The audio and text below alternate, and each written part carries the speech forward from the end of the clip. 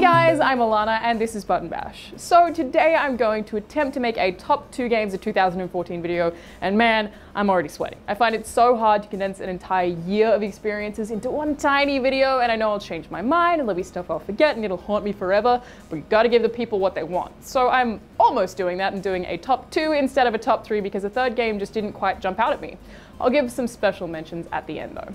So first is Wasteland 2, which is one game that I wish I had so much more time to play. It's a post-apocalyptic turn-based RPG and is the sequel to the game that actually originally inspired the Fallout series, which is another one of my favorites.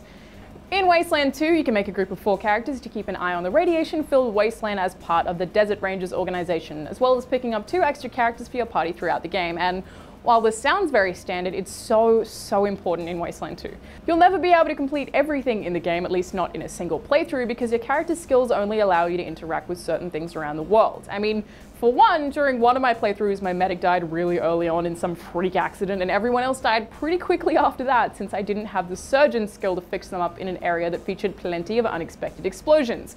So only characters with the right skills can do certain things, and you'll only get to do those things in the first place based on your own choices. Quite early on in the game, you have to choose between saving a water plant or saving a food farm, and they both pretty desperately need your help.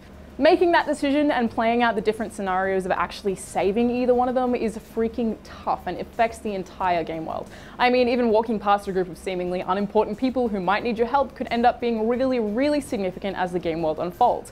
Maybe you need their help in the future, but they refuse to give it to you based on a seemingly meaningless choice. So I suppose Wasteland 2 makes the list of being difficult, but in such a dynamic way, and that's a word game companies always seem to use, like, oh, all of your choices will have consequences, our game is so dynamic. No. Wasteland 2 is dynamic and brutal and believable. It makes other choice-based games seem like child's play. Beyond that, it just has an extremely rich universe, with virtually everyone you talk to having a solid backstory that's really easy to get lost in. It has its flaws, of course, but playing it is such a tense, engrossing experience, and I couldn't recommend it more highly. The next game on the list I'm mentioning for extremely selfish reasons because of my love of the franchise. Yep, it's South Park: The Stick of Truth, and while I do believe that people who aren't fans of the franchise are still totally capable of finding this game funny, it's really not made for you. But, of course, for South Park fans, I'd be surprised if this weren't on the top of all of your Game of the Year lists.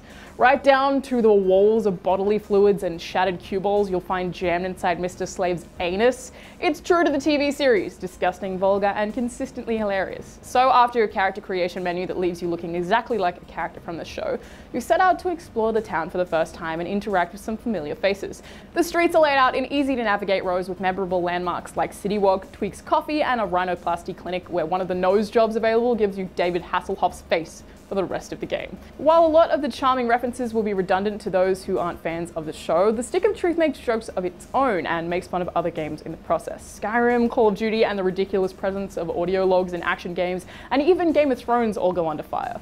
The rest of the main quest is an escalating series of absolutely ridiculous situations littered with turn-based combat sequences, alien invasions, garden gnome attacks, government conspiracies, and the oh-so-kawaii Princess Kenny.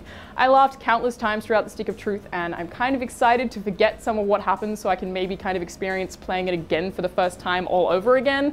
But that said, the turn-based combat is also pretty tough and exciting with various different features and moves available, despite harboring a handful of unfortunate bugs. Regardless, it is definitely the best South Park game ever.